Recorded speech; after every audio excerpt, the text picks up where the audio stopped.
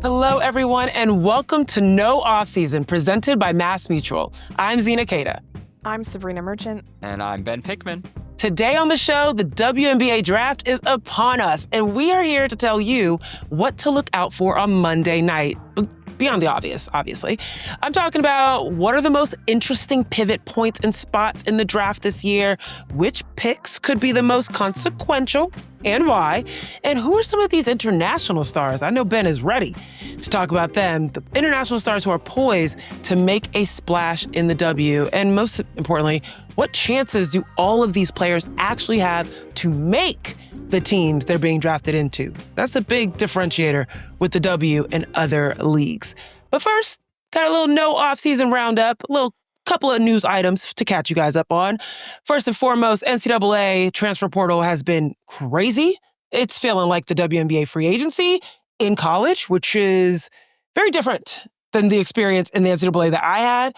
But just some big news, of course, Cody McMahon, coming from Ohio State, has committed to Ole Miss. That is going to be a very tenacious offense and defense. They were already pretty defensively savvy there, but great fill-in with Madison Scott graduating. UCLA just announced at the time that we're recording this, London Jones and Janiah Barker are in the transfer portal, as well as their entire freshman class. Yes, UCLA, the team that just went to the Final Four, losing some big-time outside shooting and some really great post presence in Janiah Barker, and also the next generation. I don't know what's going to happen in UCLA, but that is happening. Last week, Elena Delle Donne, two-time WNBA MVP, 2019 champion. She scored on me when I was at Yale, talked some S after. I was like, girl, I'm a fan. You don't have to talk S to me. I'm good. I love you. Well, she announced her retirement from basketball. What a legend. Shout out to Elena Delle Donne on a phenomenal career. Will be very cool to see her jersey retired up in the rafters in Washington, maybe in Chicago. We'll see, but unbelievable legend in the game. And thank you for everything, Elena. And careers are still going. And that includes one of the ongoing or current WNBA champions, Breanna Stewart, is returning to the New York Liberty. Big surprise. And she's going to help them defend their title. Ben, I know you covered this. You extensively followed this team in the last few years as they ramped up to a title. Of course, you and Sabrina covered them extensively through the title. And now Breanna Stewart is extending 1 year for $208,400. Anything interesting about this extension? I mean, the fact that it's a 1-year deal was not surprising at all, considering that pretty much every other veteran player who is in free agency this year also signed for a 1-year deal. And it's also consistent with what Breanna Stewart did last offseason after she had initially signed with the New York Liberty, where she signed a 1-year deal so she could hit free agency this year and, again, maximize her leverage and kind of lay the foundation for next offseason when we'll see what the salary cap looks like, what a max salary looks like, and what Breanna Stewart can then get. She's been pretty clear that she wants to stay with the New York Liberty. This news was not a surprise. New York kind of just had to figure out the rest of their cap sheet and who else was going to be on the roster before they ended up signing Stewart and landing on that $208,000 number. But again, this is another reminder of another example of a star player setting out the foundation. She wants to be in New York. She's made that pretty clear. They just rolled out plans on a new practice facility. She's been open already about being involved in the design process, wanting to be part of that practice facility going forward. So it seems like New York's still her home, but it's a little bit just procedural. I guess, Zena, though, I want to know more. Wait, you mentioned Elena Delle Donne scored a basket on you. What kind of basket was it? Was it in the post? Was it at the dribble? Was it singular? Ben, that's the real question. For fun fact for everyone out there, I was actually supposed to go to Delaware. I originally signed to go play at Delaware, and Yale came calling, and I got the opportunity to go to Yale. So that for me was a little bit of a no-brainer. But shout out Coach Tina for recruiting me. I did really love their program, and Elena and I essentially swapped schools. Like I knew she was coming to Delaware when I signed, but she was at UConn. Playing for Gino Auriemma. For those of you that don't know, she originally was at UConn. She had some health issues, eventually wanted to come back home to Delaware, transferred to become a Blue Hen That's correct. I Yep. think, yep. I almost became a blue hen. Oh, okay. Just remembering here, guys. But yeah, she became a blue hen at Delaware. They were amazing. I mean, for what was considered a mid-major school, they did really well under Elena. But my freshman year, my coach and Coach Tina at Delaware, they knew that there was a little bit of, they got one of my recruits, or Coach Tina said Yale got one of the recruits. And so we've played them as a small school going to a big school. And Elena Delle Donne came into our gym my freshman year, and I had to start on her. Yeah, for those of you that can't see me, I'm just blinking my eyes repeatedly. Yeah, I had to start on her, and she was crossing half court and putting up shots, and then being like, yeah, like in my face, I was like, girl, there's no reason to talk. Like, you don't have to talk crap to me. I know what you're capable of. I'm not even trying to like fight this. She's solidly 6'4". That shot that she had, the jumper that she had, that everyone called, at the time, people compared it to Dirk Nowitzki. Yeah. I remember our Yale men's basketball team was in the building, and they just kept yelling out Dirk. And I was like, really, guys? Really? Do we have to do this against us right now? Yeah, they took care of business against us. It was a little painful. But yeah, Elena Delle Donne, I'm always honored that Brittany Griner and Elena Delle Donne took serious buckets on me when I was at Yale. So anyways, let's keep it moving. Thinking about the draft, other places that I have not been, but there are great talents that are going to cycle through. Let's switch gears here a little, folks, because there's a lot to talk about. But first, we got to get into Draft 101. For those of us that are here that still are learning about the W and the women's basketball space, welcome. You are welcome here. We don't want to assume you know everything or know anything about this space. So, Sabreena, I'm going to ask you, for those of us that need to know, break down the WNBA draft. Take us through how this whole thing works. Yeah, so the WNBA draft is 3 rounds long. Each team gets a pick in every round at the outset. And then, of course, they end up trading those picks ahead of time. So the order gets, muddled around a little bit.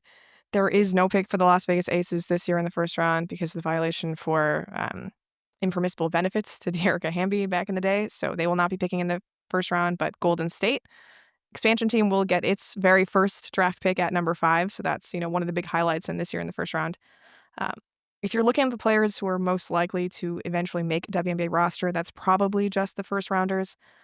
Even looking back to, the 2024 WNBA draft, which is a very, very deep draft, only 3 of the players in the second round ended up making their teams. So it's a tough business.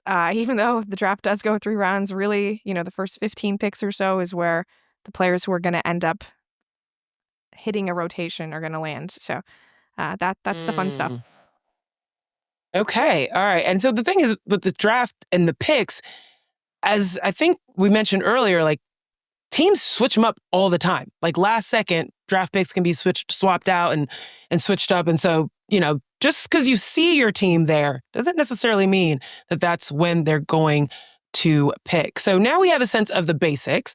Let's talk about the actual recruitment process, because this is the part that's crazy if you follow both the WNBA and the NBA. In the NBA, there is this extensive process. Having worked at the Warriors and with the Warriors, I know how long they take to interview each player. They're talking to coaches. They're talking to their coaches in college. They're interviewing with sports psychologists. Like, it's this whole thing.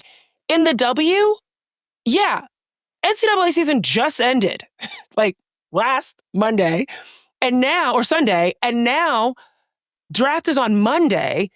You have that amount of time from last Sunday to Monday to interview and figure out, would this be a good fit? Ben, I need you to make this. How does this work? How is the process all happening? Yeah, what you outlined, Zena, is the process for someone like Paige Beckers or Sanaya Fagan in this year's class, or Tahina Pau, players who played in Sunday's national championship and then are entering and part of the draft this upcoming Monday.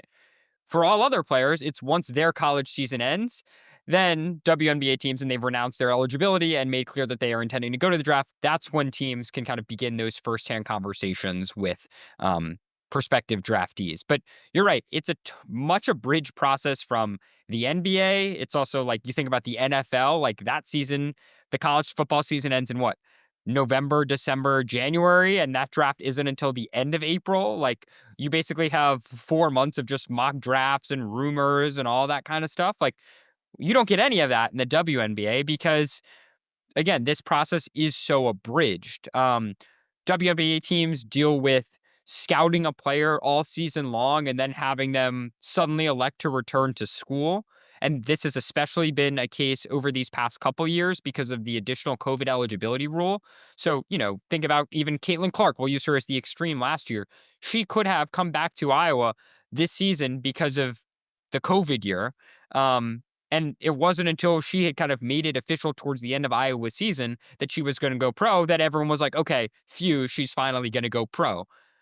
In the case this year, Olivia Miles, for instance, could have turned pro because she had an extra year of eligibility because of her medical red shirt. She elects not to. And so suddenly teams that have spent all year scouting Olivia Miles, preparing for her to be in the draft, that work is either scrapped and or just rolls over. In terms of other kind of notable parts of the process, you mentioned it. In the NBA, you have this extensive interview process. You also have the NBA's official combine. And I want to say that's in May, right around the middle of the NBA postseason in Chicago every year. And Around when the that's lottery happens. Yeah. Right. It's a multi-day event. It involves not only measurements, but interviews and also a scrimmage. The WNBA doesn't have nearly anything as comparable. This past weekend in Tampa, there was, I guess the easiest way to say, an unofficial combine. A company called Interscope kind of puts on this combine for all seniors. It's not regulated by the WNBA. It was something that a lot of the top seniors in the country who weren't playing in the NCAA tournament at that time took part in. And I want to say there were at least maybe 2/3 of WNBA representatives were at the eventual scrimmage on Saturday evening. There was also combine measurements on the Friday morning, but this is only the second year of this event. Right. So we heard from some executives that said, they really appreciate getting some of the testing data on wingspan or shuttle drills or vertical jump, because if not, they're reaching out to teams individually. And by teams, I mean colleges individually for all those measurements. So the process is very different. GMs can still scout and go to college practices, get to know college coaches, do all that kind of work. But the kind of first-hand, first-person interaction is a lot more limited in the WNBA space. Also, it is crazy that, Intersport. You meant Intersport, right, Ben? Not the Interscope records? That is correct, Zena. Good catch. Okay, yes. Intersport, putting this on for the first time for the second year for the WNBA. It's crazy it's taken that long. Should be something the WNBA should look into to partner and make sure that they're getting accurate information and also thorough information every year. I can't imagine that coaches right now, as they're trying to re-recruit their players and keep an eye on the transfer portal, are also paying attention to, oh, wait, let me go get that senior who's probably trying to enjoy their last semester on campus. Let me go get them in the gym for a shuttle run and get them, get jumps and things like that. So it's a lot to track. So I'm sure that they appreciated that. So let's talk a little bit about what you guys are hearing in your conversations with general managers, because as I mentioned, I was not drafted, nor would I even been in the conversation. I don't even know what it looks like or feels like to have a potential GM or a potential scout or whomever show up to a practice. First of all, how much do players know that they're being drafted or scouted, excuse me? And then what are the conversations with the general managers about this upcoming draft and the talent pool that's available? So in terms of how much players know if they're in the pool to be drafted, I think the coaches do a very good job of communicating who has been reaching out to them, just relaying those conversations, because again, the WNBA executives are not allowed to directly speak to the players until their season is over. So over the course of the regular season, you have a sense of oh, there is GM from Team X appearing at my practice. I wonder who they're here to see. And then the coach can tell you what that conversation has been like, even if it's not a one-to-one thing.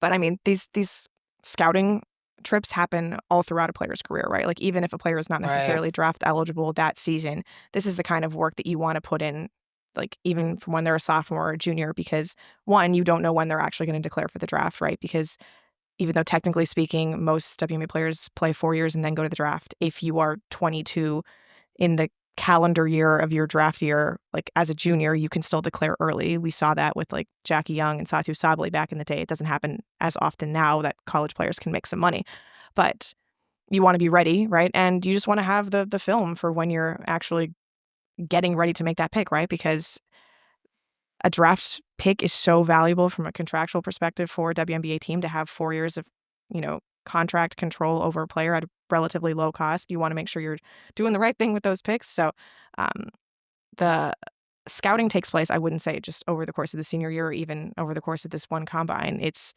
a 4-year process for most of these WNBA teams.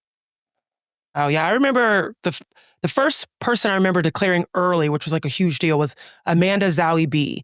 That was from Minnesota, a Swedish player, and I feel like that happens a lot more with the overseas players. But in terms of the conversations that you guys are having with these GMs, like in the talent pool, Ben, what has that been like? Especially considering what you just mentioned, that some of these players are taking advantage of those extra years of eligibility, and what you think is going to be available may not be by the time the draft comes around. I mean, top line, I think the consensus on this draft is it is very deep in the backcourt. I think the top end of the draft might have some balance in the first 5 picks between guards and forwards, but if you kind of go down the line about prospects that GMs are either most excited about or think are most pro ready, it's a lot of guards. And there's kind of a lot of jumbling about, especially once you get to the kind of 5 to 10 to 15 range, about where certain guards are going to get taken and who's going to get slotted where, right? For an example, you have a lot of guards: Georgia Amor, Serena Sundell, Isaiah James, Sanaya Rivers, Tahina Pow Pow. I'm just rattling off names. Haley Van Lith, Cheyenne Sellers. Like, those are just some of the guard names. Sarah Ashley Barker, that, some combination of all those players, I would bet go 5 to 15 to 18. And that's 10 picks I just threw out there, right? Like, Right. Paige Beckers is going to go number 1, and Sonia Citron, I would bet, is going to go number 3. And then how the draft transpires from there on out is more of an open question. And that second group of guards is really going to be the meat of the first round and the second round. From our reporting between Sabreena and I and what we've heard and are expecting, there are some front court players: Anissa Moro, Kiki Uriafen, like Dominique Malonga, to kind of keep an eye out on. But in terms of especially college front court players entering this draft, I think it's regarded more for the depth of guards than the front court. Okay, well, this is perfect transition. Let's actually dive into the draft on Monday night and how it might play out. Sabreena, you've got your piece already on The Athletic with your official predictions. All of you guys can go check that out on theathletic.com. For the purposes of the conversation today, we're not going to run through all of the first round picks. Some of them are obvious. Of course, we've been talking about Paige and the Dallas Wings for so long, particularly since the draft lottery. Arike Ogunbowale was very excited about that, even recently telling Dallas, go do your job now. You're ready. So instead of, going to the obvious things, we're going to take you through the most important and interesting hinge points for this draft, picks that we'll be keeping a special eye on Monday night, some players you might be less familiar with. Ben just rattled off some names, including some international names. I definitely want to go into that. So, Sabreena, I'm going to start with you. As I mentioned, you've got your predictions, but is there anything that you're looking at, teams that you're looking at? I'm going to start with the team I just referenced, with Elena Delle Donne retiring. The Mystics feel like a team that they need to make some moves, and they got some early draft picks. What are your thoughts there? Yeah, so the Mystics have 3, 4, and 6. So that's 3 of the top 6 picks, which historically has not been a great indicator for teams because it means you've been really bad and have collected a lot of draft picks.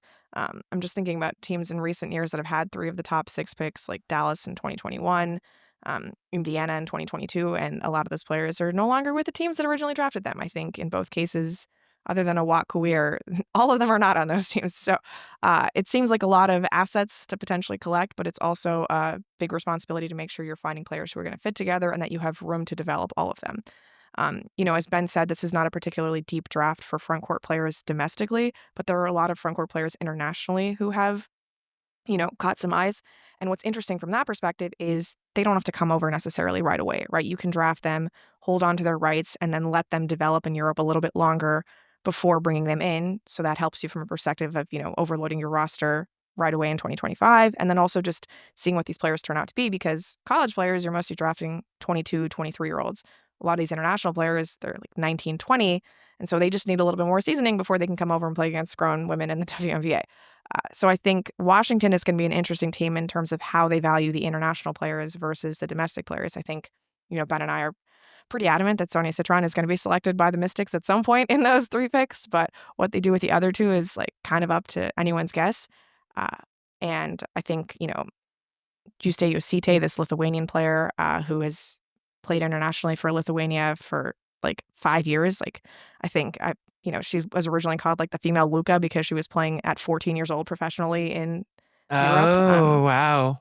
That's a name that has, come up, but like there's a lot of front court players internationally who could potentially get drafted in this draft. And like I said, because they're so young, because Eurobasket is this season and they'll probably be missing some time to play with their international teams this season, they might not want to come over right away. It's interesting when we talked to Rashid Mezian and the whole conversation around the new Connecticut Sun head coach was that he had this tap on what's going on internationally. He had the connection, and he's been in this world, and that could give Connecticut an advantage in being able to recruit these players overseas and then also convince them to come over rather than, just have the team own the rights. So I'm looking at CT, Ben. They got this number 7 and number 8 pick. This is an opportunity. You just said that might be a guard-heavy situation, but knowing that Rashid Mezian and Morgan Tucker are going to be working to see if they can tap into that international flavor, what do you think that might actually play out like? It's a good question. And frankly, because of where Connecticut is picking, they most likely won't have their choice about which international players they want to take. Dominique Malonga is going to go in the top 3. And she is the best international prospect in this draft. Sabreena mentioned Josite. Like, I think she is probably the second best, highly regarded by people. Sitting there at number 5, you have the Golden State Valkyries. They also have a very international heavy roster. They do. Ohemanianen, their GM, has some experience at USA Basketball. She's scouted around the world. Her assistant GM is a woman named Vanya Chernovic, who used to be an executive at the London Lions, which was the winning Euro Cup team from last year, and has worked for the NBA Academy internationally on the girls basketball side, and was an international scout for the Bulls before then, and is super plugged into international basketball. So, Connecticut might have a foreign-born head coach, but that doesn't mean they're the only team that is kind of scouting the world in this setting. If I'm the Connecticut Sun, my guess is what they do is take best player available, at least in one of those 2 picks. They have the number 7 and number 8 selections. 7 they got from the New York Liberty in the trade that sent Natasha Cloud to New York, and 8 is from the Indiana Fever in the trade that, I guess it's the big trade that eventually we'll say netted Sophie Cunningham going to Indiana. Like, Connecticut, whether they want to say it or not, appears to be rebuilding or at least retooling their roster, if you're going to be generous here, and has a lot of holes to fill. So to me, maybe they take best player available and best international player available, so you can both get someone in the building right now and also get someone in the future. But it also wouldn't be shocking to see them take 2 of the best players available. Also, it is Morgan Tuck's first year as a general manager, so I think there's a lot of questions and just curiosities about what does she value as a GM? What is Connecticut going to value going forward? Because there isn't that history that we can fall back on to say, she traditionally likes this kind of player, or this is the kind of player that they have taken in past years. Right. This is an opportunity for now us to kind of see how she thinks in terms of building a team or rebuilding, because there are so many key portions of that Connecticut Sun team that are gone. There's no more Alyssa Thomas. There's no more DeWanna Bonner. There's no more Dejanay Carrington. There's no more Brianna Jones. Like there's so much space to work with. And this will be really interesting to see how Morgan approaches that space. But I'm really happy you brought up Golden State, because that was going to be the other team I talk about from particularly the international perspective. And also thinking about long wings. They've got great players like a Tiffany Hayes, 6th Woman of the Year, Kate Martin coming with her from the Aces, Julie Van Loo, their list goes on. But they don't have any superstars yet. They're a new team. They're the newest team in the WNBA. How much pressure is on them for getting the first pick right in this draft, Sabreena? I think it kind of depends on what pressure they put on themselves, right? Like, they could easily take this as an opportunity to just start fresh. We have a long runway to try to succeed. There's already a lot of really good teams, and the whole league is going to be free agents next year, so we can take this slow, and just sort of uh, build a fan base, build a brand, and see what we have with some of our young players like Carla Late, Kate Martin, Letitia and me here. Um, to me, it's not so much like we have to get this first pick right as it is we just need to build a team that people want to come see in 2025. And I don't think that's going to be the difference between like drafting Kiki Iriafen versus an international player who might not be able to come over. Like I think with Tiffany Hayes, with Kate Martin, you have enough local flavor. Like people know who those players are. They want to see them. They're going to be captivated by them. So I think with this draft, it'll just kind of tell us like whether they're trying to compete right now or whether they're okay sort of kicking the can down the road and letting this season just be a runway into what is eventually to come for Golden State.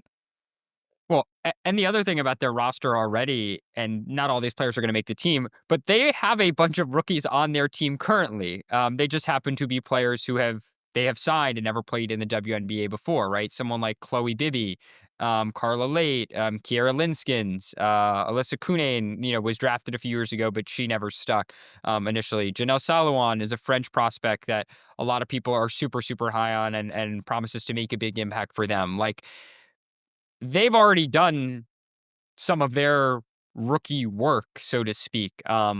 Just they happen to do it in January, not just in April.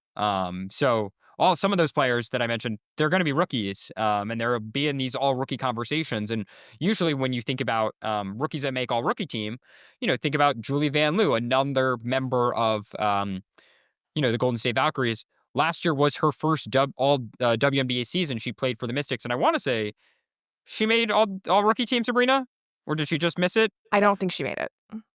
She was one of the players in contention. Yeah. Certainly in the she absolutely conversation. And she just happened to be an older rookie, right? They've kind of gone that route over just going with the standard, so to speak, 23-year-old former college player entering the WNBA. No, that makes a lot of sense. I mean, I definitely talked a lot about Julie Van Loo last year, just being a floor setter and a pace setter for Washington, and being surprised that she was kind of hiding out overseas and was able to bring that veteran presence to a young Mystics team. Now, what I want to know is more about Dominique Malonga. Well, you guys know we have a lot of contributors on our site at The Athletic, and one of them, Mark Schindler, did a piece, not for The Athletic, but in general, about Dominique Malonga that allowed me to finally watch some film on her. And one of the things that he talked about at length, and I saw this, and I say at length with the pun intended, is that as tall and as long as Dominique Malonga is, the fluidity of her movement is surprising. I mean, she moves like a guard at 6'6". Is that how tall she is? I mean, it's crazy how she comes off the pick and rolls, how she drives to the basket. Everything about her game is very smooth, and she's so young. There's still more to develop. Ben, you're our international player expert. Like, give us some insight as to why Dominique Malonga is so special. I mean, I think a few years ago when I first met Sabreena, it was like, "Hi, I'm Ben. Have you heard about Dominique Malonga?" Like, I think that might have been our first conversation to a T. Like, I remember a couple of years back when executives started to tell me about her, and just like what kind of prospect she should be. Like, hey, have you heard about this person? Go watch some of these videos. Go watch all this tape on her. Like, that was when she kind of was put on my radar, and it's been fascinating to just kind of watch her explode from there and suddenly, make the French Olympic team, have a really good season in France right now for Lyon in Euro Cup play. And now suddenly be like, yeah, she's almost, going to be 2 or 3 in this WNBA draft. And some people think she could be the best prospect in this draft when we look back at it, 5-10 years down the road. She's that kind of talent because of just physically, like, there are not a lot of players in the WNBA who kind of have the kind of raw athletic tools that she presents, right? It's often the kind of thing when we think about the NBA draft, you see a lot of these kind of high upside athletes get chosen early. But traditionally in the W, you either don't have that kind of prospect or teams don't settle on them early. I think this is definitely an exception because we've seen just how skilled she is and how impactful already at 19 years old playing professional basketball. Our colleague Mike Vorkanoff, a little bit of a tease here for those on Monday. He actually spent some time earlier this year in Paris doing some work on the W and NBA side during the Paris games. And he actually sat down with Dominique, with Dom, and learned more about her story. So I would recommend people who are curious to learn more about her as a person and her interests, come back to the site on Monday morning, and you'll be able to read a little bit more about her journey, who she is as a person, her work ethic, how she feels about being compared, say, to someone like Victor Wembanyama, obviously the French star for the San Antonio Spurs. So she's been a prospect on people's radars for a while. She could be the best player in this draft when it's all said and done. It's just that, again, she's 19, and so people have not heard about her, but she has had a lot of success in Europe already for being someone that young. It's why so many people are so excited about her prospects, and have been for, 3-4 years now. I just love that, France is showing up and showing out, I didn't quite get the same water that was in the Victor Wembanyama water and in the Dominique Malonga water when I was growing up, but clearly France has just elevated all of their basketball prospects, particularly on the men's side, but now we're starting to see this with Carla Lade, Janelle Salon, and Dominique Malonga. Now, everyone keeps saying she's amazing, Sabreena. She's amazing. She's amazing. She's a great prospect. I want to know, in a league that is forward dominant, right? You think Asia Wilson, Nafisa Collier, Breanna Stewart. These are forwards that are killing the game and they're leading their teams. What can Dominique bring to a roster? I think all of that. She has the skill set to do everything that those great power forwards are already doing, or great centers, depending on how you want to classify, Asia Wilson, right? She's capable of handling, like running an offense, running a pick and roll, coming off the pick and roll, right? Like she can do a little bit of the guard stuff, a little bit of the big stuff. She's already a pretty good rim protector.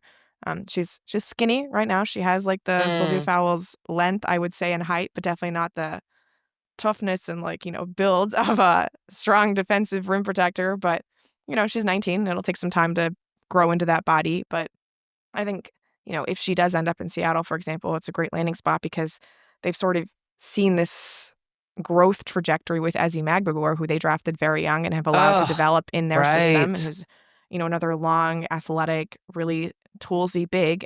Dominique Malonga is just a better version of what Ezi was when she came in to the WNBA. So I think it would be a really good spot for her just in terms of an organization that knows how to give her some space, give her some time, but also put her in situations that are going to allow her to succeed at a really high level.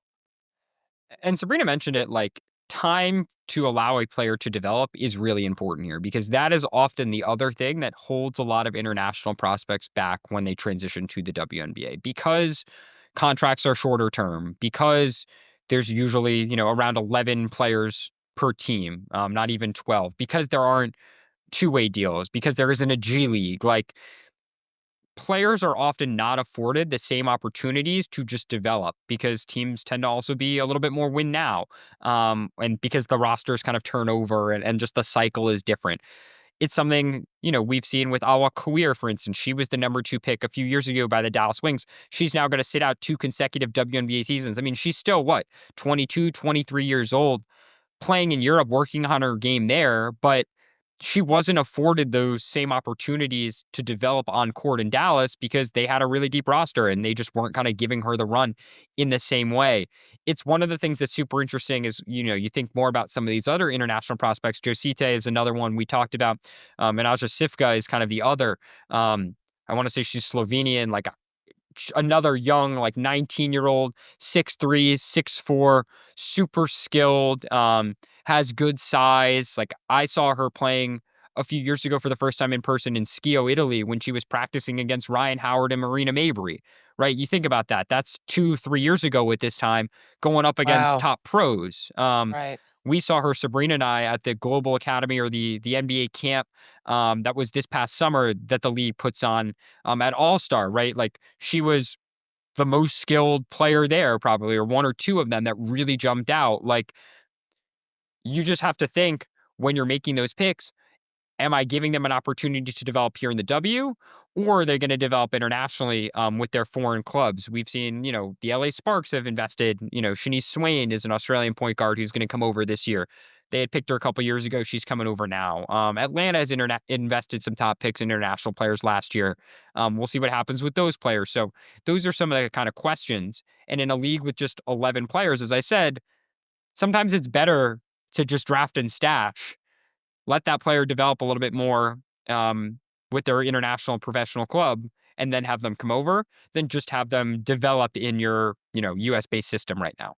And I think the best example of that would be like Leonie Fibich, who was drafted in 2020, but then didn't come over until 2024 when she was 24 years old, clearly a successful player already. And now New York has her, a winning player who contributed to them winning a championship on a rookie contract for 4 years, although she's definitely not a rookie level player. Right, right. Wow, that's amazing. I think that is a really great point in all spaces, allowing rookies the chance to develop, but also making sure that your organization has the tools and the resources and the personnel to be able to develop that talent. And I think that that's one of the big things that you saw last year. I think about particularly the kind of retooling that Chicago has done with their coaching staff and some of the players that they have. And Angel Reese, Camila Cardoso, making sure that these rookies can continue to work on their post play. I think about Stephanie White now coaching Caitlin Clark. Like all these different things, the relationships and backgrounds that some of these coaches have in these organizations is also huge if you're bringing these rookies into your programs to develop their games there. Okay, before we close this conversation out around the draft, over the course of Tampa Final Four, there's also the Lilly All-Star Game, which featured college players, college seniors particularly, that were all-stars in the NCAA. And I'm wondering for you guys, was there anyone whose draft stock rose or fell or anything like that? I'm particularly thinking of one player, and that is Diamond Johnson from Norfolk State. 21 points in the All-Star game. She's only 5'5", but she's performed the ACC, she's performed in the Big Ten, and now performed as the newcomer and player of the year in the MEAC. Yet, not a lot of folks are talking about her. And you're wondering, is it just her size? But she goes up against these all-stars and performs incredibly well. Is there anyone throughout that game, Diamond included, that like rose their stock, or should GMs be really paying attention to a little bit more? Well, I think Diamond was the real standout there. I think she hit the shot that ended the game. It was an Elam-ending situation for the All-Star game, so she had the game-ending three-pointer there. Really fun moment. With Diamond, I do think a lot of it is just the size and the fact that she went from a power conference in NC State to a mid-major in the MEAC, and that kind of just gets you off a WNBA radar when you're not playing power conference opponents at all times, right? And there are a lot of smaller players who do get into the radar of WNBA executives like a Georgia Amor, but, her going up against SEC competition is very different than Diamond Johnson going up against MEAC competition. So it's cool that this All-Star game and the Combine, those are two events that actually exist together that we had talked about earlier, that they exist to, give these players an opportunity to just showcase themselves against the very best, right? Like, Diamond Johnson doesn't get to play against these players on a regular basis. So for her to have this performance is just an opportunity that didn't exist even 2 seasons ago in the NCAA atmosphere. So I would say Diamond and Harmony Turner maybe were the ones who stood out to me in that game. But Ben, did anything else stand out to you?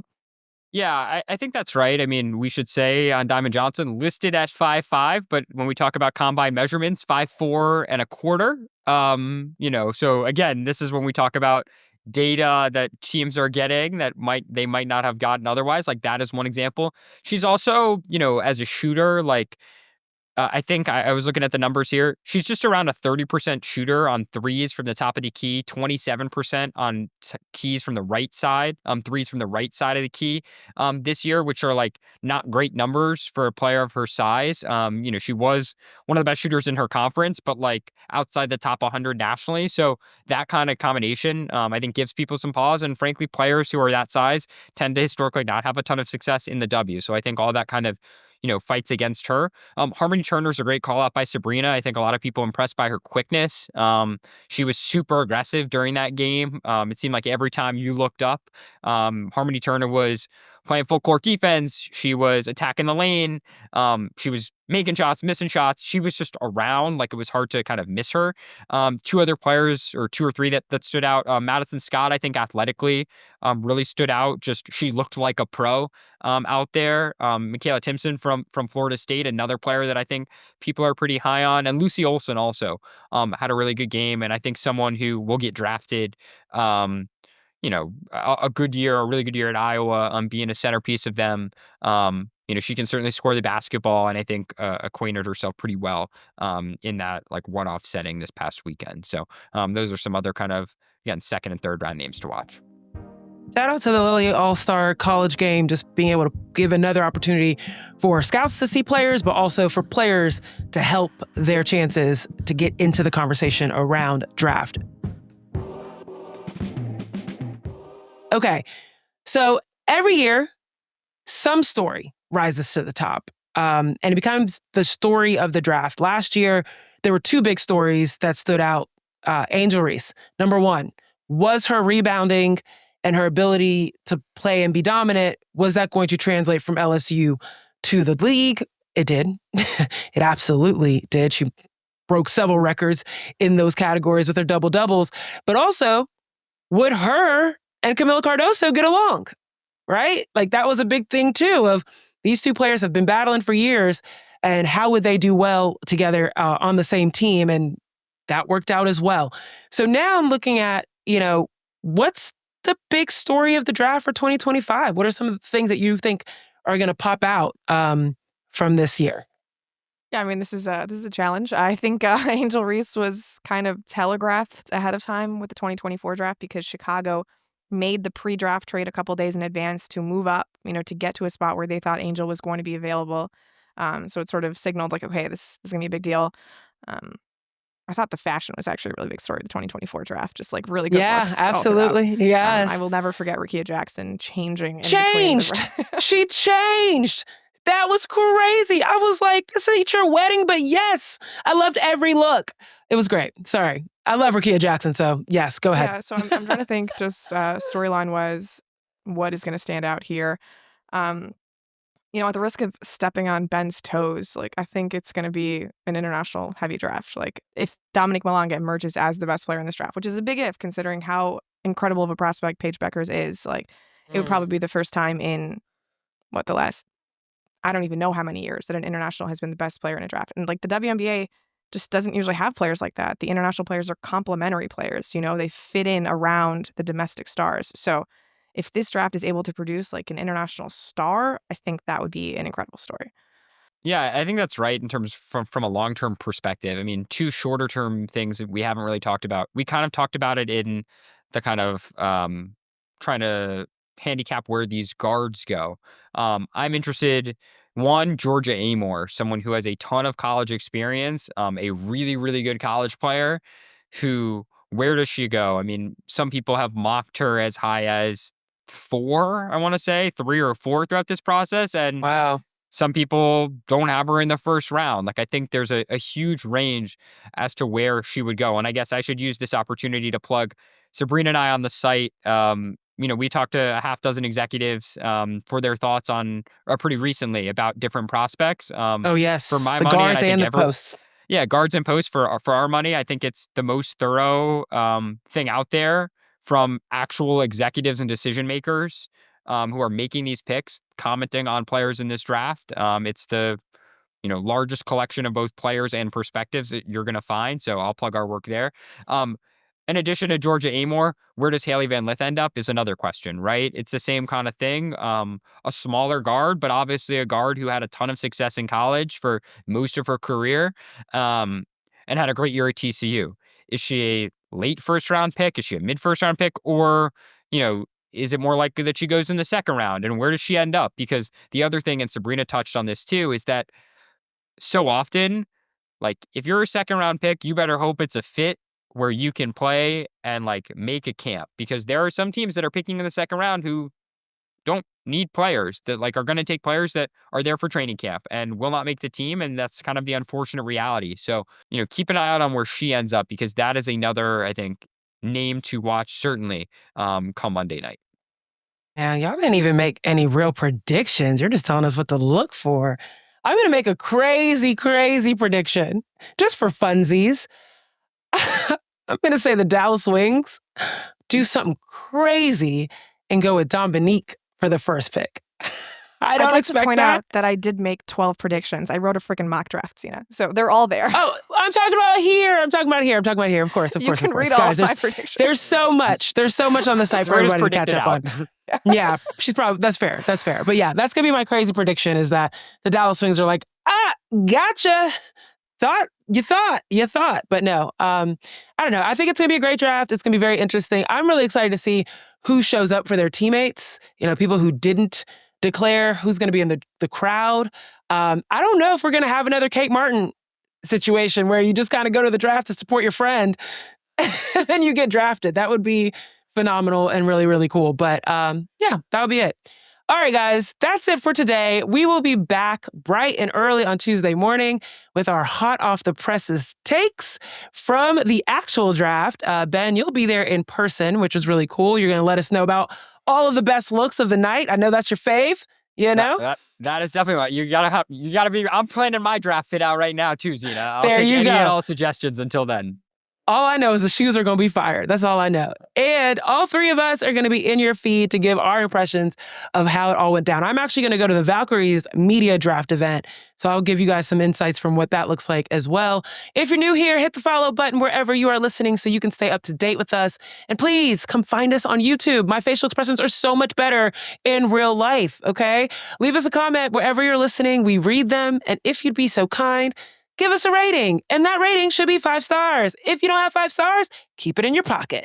It helps the good old algorithm connect us with more people, and, you know, we want to make sure we spread the love. And don't forget, as always, there's way more to read, including Sabrina's predictions, all of her predictions at The Athletic, and also other content to read over at our partner at the Yahoo Sports Hub. So check it out, sports.yahoo.com/women-sports.